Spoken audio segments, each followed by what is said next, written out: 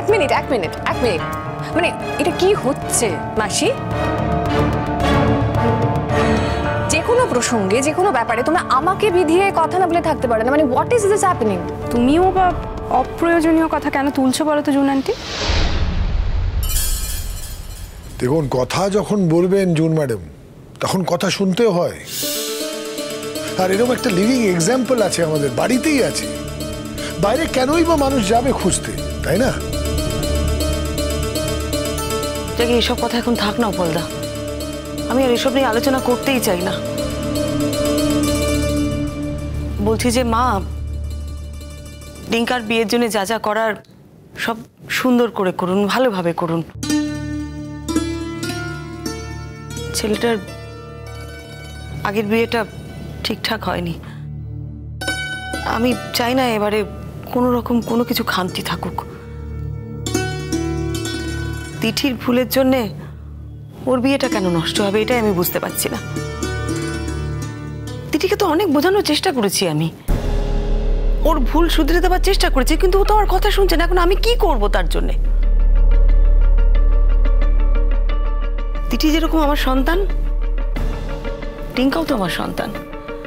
আমার একটা সন্তানের জন্য আমার আরেকটা সন্তানের জীবনে কোনো অমঙ্গল আসুক, সেটা আমি একদম চাই না। আমার কি ইচ্ছে করছে জানো মা, জোর করে দিঠিকে ঘরের ভেতর বন্ধ করে রাখতে। সেইভাবে যদি ওকে বিপদের হাত থেকে বাঁচানো যায়। আমিও একমত বৌমা তোমার সাথে। সত্যি তো, দিঠির এই স্বেচ্ছাচারিতার জন্য আমার দাদু ভাইয়ের জীবনটা তো নষ্ট হতে পারে না। ও মেয়েকে তুমি খরচের খাতায় লিখে রেখে দাও। ও যখন একবার ওই অন্ধকার জগতে গিয়ে পড়েছে না, ওকে আর তুমি কোনোভাবেই আর ফিরিয়ে আনতে পারবে না। কিন্তু ঠাম্মি, আমি সেই কথাটা মনে করি না। দিঠি ব্রিলিয়েন্ট একজন ছাত্রী, অসম্ভব পরিশ্রমী মেয়ে। ও কিভাবে ওই ছেলেটার প্রেমে পড়লাম সেটাই বুঝতে পারছি না। কিভাবে ভালোবাসলো ছেলেটাকে? ও তো জানে ছেলেটা আমার মাকে খুন করতে চেয়েছিল, কিডন্যাপ করেছে আমার মাকে। আর দেখো পিসমশাই, দিঠি কিন্তু শুধুমাত্র ওদের পরিবারকে ইকোনমিক্যাল সাহায্য করছে না, ও ওদের সাথে অ্যাটাচড, মেন্টালি পুরোপুরিভাবে অ্যাটাচড। সেটাই আমাকে আরো অবাক করছে। এই কথাগুলো তো অনেকবার বলেছিস টিঙ্কা, বলে তো কোনো লাভ হয়নি। এক্স্যাক্টলি ডিঙ্কা, এইসব কথা বলেও কোনো লাভ নেই, ওকে বুঝিয়েও কোনো লাভ নেই। দেখ বৌদি যখন এই সিদ্ধান্ত নিয়েছে, এত কঠোর একটা সিদ্ধান্ত নিয়েছে, দেখ এমনিতে যা পরিবেশ বাড়ির হয়ে আছে, আমরা তো খুব একটা ধুমধাম করে কিছু করছি না, কিন্তু যেইটুকু করা সম্ভব বা যেটুকু করা উচিত সেটুকু আমরা ওকে বাদ দিয়েই ভাবি না। ও দেখে বুঝুক না যে ওর ছাড়াও পৃথিবী চলে, বা আমরা চলতে পারি, আমরা এনজয় করতে পারি, এটাও বুঝুক। মা, বলছি যে কালকে তো ডিঙ্কার হলুদ কোটার অনুষ্ঠান, পাড়া থেকে কাকে কাকে বলবেন দেখে নিন, যাদের যাদের নিমন্ত্রণ করার করে ফেলুন। গায়ে হলুদে তো আর আমি থাকতে পারবো না। উমা, সে কি তুমি থাকতে পারবে না? মানে তুমি তো মা, তোমাকে তো থাকতেই হবে। তুমি থাকবে, আমি থাকবো, সকলে থাকবে। আচ্ছা এক মিনিট, আমি থাকবো, মানে আমি থাকতে চাই। তুমি থাকবে কি করে? তুমি তো আর এখন এও না, তুমি এখন কারোর বউ না, তুমি থাকতেই পারবে না। ঠিক হয়েছে, ঠিক হয়েছে।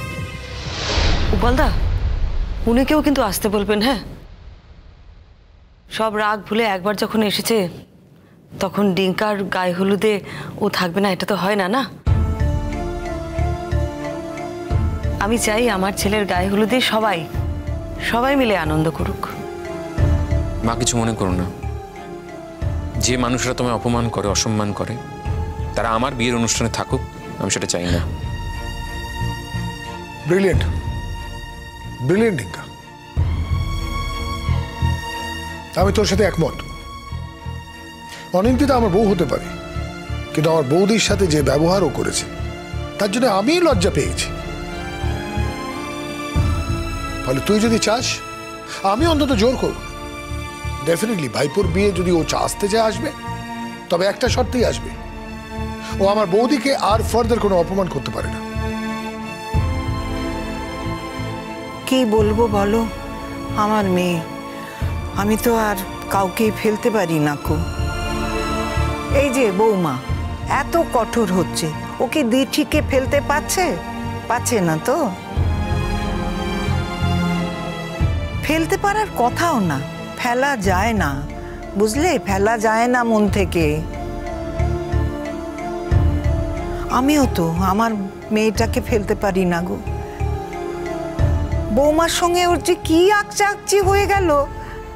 আচ্ছা শ্রীময়ী, তুমি যে বললে থাকতে পারবে না, কেন পারবে না গো? তুমি ছাড়া কি করে এই অনুষ্ঠানটা হবে?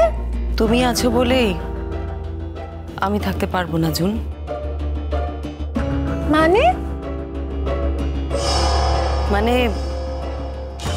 আমি তো এখন আর কারো স্ত্রী নই জুন। গায়ে হলুদের অনুষ্ঠানে এও স্ত্রীরা থাকে, আমি তো আর এও নই। আমি কি করে থাকবো বলো? ও তুমি থেকো, তুমি তো এও, তুমি থাকতেই পারো, তুমি থেকো আমার বদলে। এ বাবা, I am so sorry Sreemoyee, আমার না মনেই থাকে না। না, বুঝতে পারলাম না আপনার কি মনে ছিল না, কোনটা মনে ছিল না? আপনি কি মধ্যযুগে বাস করেন? হ্যাঁ, যে একটা পুরুষ মানুষ দুটো স্ত্রী নিয়ে একই ছাদের তলায় থাকবে আর সেটা মানুষে মেনে নেবে? মানে আপনি হয়তো মানতে পারেন, আমার বৌদি সেটা মানবে না। যেদিন থেকে আপনি অনিন্দ্যতার জীবনে এসেছেন সেদিন থেকে বৌদি নিজেকে সরিয়ে নিয়েছে, সেটা নিশ্চয়ই আপনি খেয়াল করেছেন। কি করে বুঝবো বলুন, শ্রীময়ী তো এ বাড়িতে সব ব্যাপারেই জড়িয়ে থাকে। মেশোকে বাবা বলে, মাসিকে মা বলে,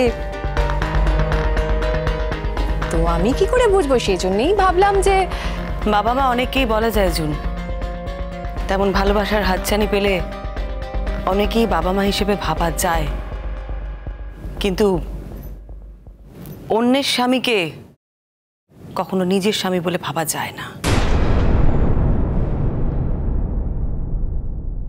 যাকে এই অবান্তর আলোচনাগুলো এখন মনে হয় না করার কোনো দরকার আছে বলে। মা, রোহিত আঙ্কেল আসবেন না?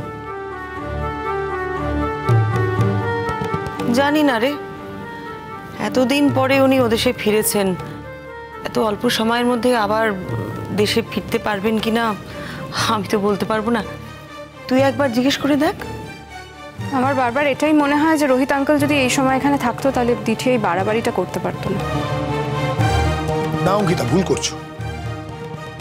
রোহিত বাবু থাকলেও দিদিকে আটকানো যেত না। ও নিজের মায়েরই কথা শুনছে না, রোহিত বাবুর কথা কোথায় শুনবে সে? আই এম সরি, আমি তোমাদের কথাবার্তার মধ্যে ঢুকে পড়লাম, অত উচিত হয়নি। অঙ্কিতা, তোমার নামে একটা চিঠি এসছে, মোস্ট প্রবাবলি জাম্বো পাঠিয়েছে, অত ইম্পর্টেন্ট কিছু। ও তাই? আমার ওর সাথে কয়েকদিন কথা হয়নি, আমিও ফোনে ওকে পাচ্ছিলাম না আর ও ফোন করেনি। কি পাঠিয়েছে? এই যে,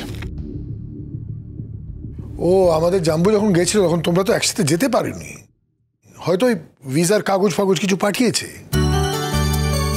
একসময় বিদেশে যাওয়ার যে কি স্বপ্ন দেখতাম, সব সময় ওখানে যাওয়ার কথাই ভাবতাম।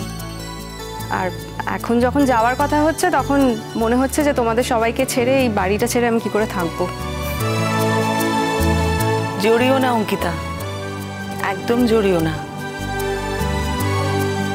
আমি এই জড়ানো থেকে বেরোতে পারিনি বলেই তো দেখো আমার কোনো অধিকার নেই এই বাড়িতে, তবুও কিন্তু আমি এই বাড়িতেই আছি, এই বাড়িতেই থেকে গেলাম।